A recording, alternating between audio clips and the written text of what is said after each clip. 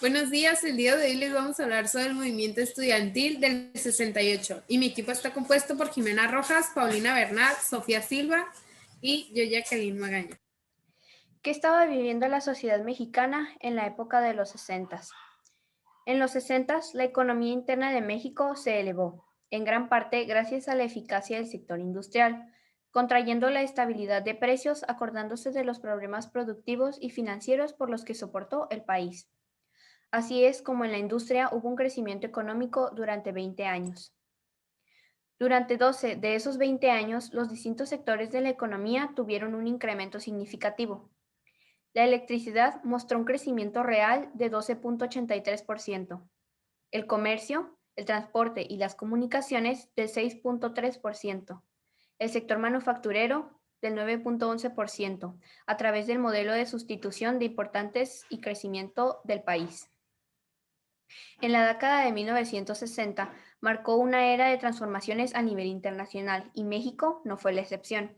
La Ciudad de México no solo fue una de las mayor crecimiento, en 10 años pasó de ser un lugar rural a un espacio en el que se reunían las distintas expresiones culturales de un país. En cuanto al sector político, hubieron varios acontecimientos importantes. Tomando como ejemplo el más importante, que fue el 27 de septiembre, el presidente Adolfo López Mateos nacionalizó la industria eléctrica. La población urbana en esos tiempos era mayoritaria. Los jóvenes soñaban con un mundo mejor y se rebelaron contra la expresión y la represión y la antidemocracia. Sin embargo, la dictadura perfecta no admitía disidencias como lo demostró la represión estudiantil del 2 de octubre de 1968. En cuanto al sector de la moda, a mediados de los años 60, a México llegaron las minifaldas, los vestidos con cuellos destacados, pantalones cortos, pantalones lisos o estampados con blusas de botones recortadas y cinturones anchos. ¿Por qué estaban protestando los estudiantes mexicanos en esa época? En julio de 1968, durante el gobierno del presidente Gustavo Díaz Ordaz, se iniciaron una serie de manifestaciones y marchas estudiantiles en la Ciudad de México, que criticaban el autoritarismo del gobierno, apoyaban las protestas en el mundo, se pedía respetar a la autonomía universitaria y exigían la libertad de los presos políticos. A los estudiantes de la UNAM se unieron los del Instituto Politécnico Nacional y todos los centros educativos de la Ciudad de México. Después, asociaciones de maestros y sindicatos, hasta convertirse en un gran movimiento social. Con representantes de todos ellos, se formó el Consejo Nacional de Huelga, que a mediados de septiembre empezó a sufrir una severa represión con la entrada del ejército a la ciudad universitaria. En ese momento se calcula que había una docena de muertos y alrededor de 100 detenidos o desaparecidos.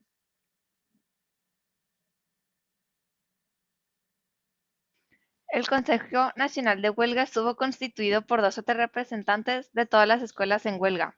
En este sentido, el número fue amplio y al principio, cuando eran 70 planteles en huelga, llegaron a ser 210 delegados.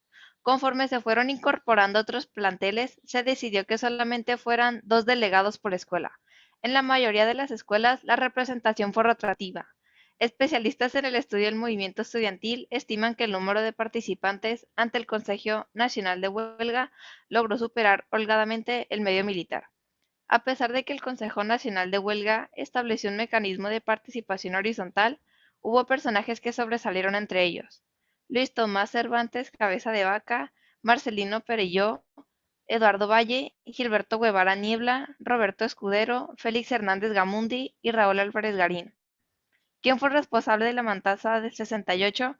Gustavo Díaz Ordaz, en tanto que era constitucionalmente el comandante supremo de las Fuerzas Armadas Mexicanas, se le considera responsable último de las acciones de estas durante el movimiento estudiantil de 1968 y su desenlace fatal el 2 de octubre.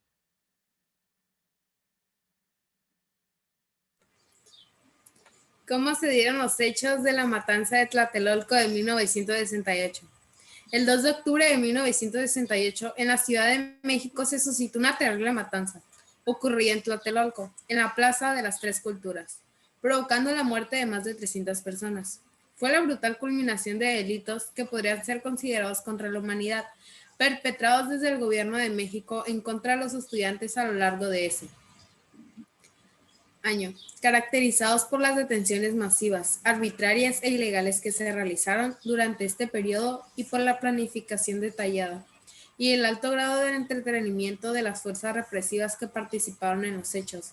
Así lo han calificado los sobrevivientes de ese momento, quienes exigen que a los responsables se les juzgue por genocidio.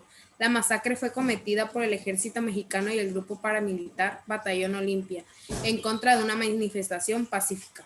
La presencia de este batallón en el lugar de los hechos fue negada inicialmente por el presidente de México, Gustavo Díaz Ordaz, de 1964 a 1970, aludiendo que su función es custodiar las instalaciones para los Juegos Olímpicos.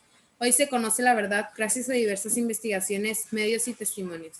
Aquel día, el ejército y el batallón Olimpia, identificados por portar un guante blanco, pusieron en marcha la Operación Galeana, con el fin de detener a los miembros del Consejo Nacional de Huelga, CNH. El movimiento estudiantil de 1968 también tuvo carácter social, ya que además de participar los estudiantes universitarios, preparatorias, vocacionales, entre otros, se unieron profesores, obreros, amas de casa, sindicatos e intelectuales tanto de la Ciudad de México como del interior de la República. Los terribles hechos ocurridos en Tlatelolco opacaron la política oficial de promoción internacional de nuestro país a través de la celebración de actividades relacionadas con el deporte universal, pues por primera vez en la historia una ciudad latinoamericana sería la encargada de organizar el acontecimiento deportivo más importante del mundo, los Juegos Olímpicos. En contraste, esta época ya es recordada como la matanza de Tlatelolco del 2 de octubre de 1968.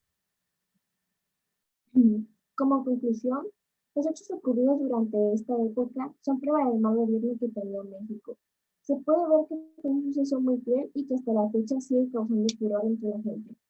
Y que a pesar de que la economía y la moda fueron un éxito, en estos años el gobierno seguía siendo autoritario con las instituciones de educación. Y esto claramente causó descontento. Y es por ello que se manifestaron, para pedir la libertad. Creemos que ellos querían la atención del gobierno y aprovecharon que los ojos del mundo estarían sobre México por los Juegos Olímpicos, para así asustar a las autoridades. Sin embargo, no esperaban lo que pasó. El gobierno hizo mal en atacar a la gente que se manifestaba pacíficamente. Es por ello que nosotras, en esta época, apoyaríamos a los estudiantes y a este movimiento. Gracias por su atención. Deseo que tengan un buen día.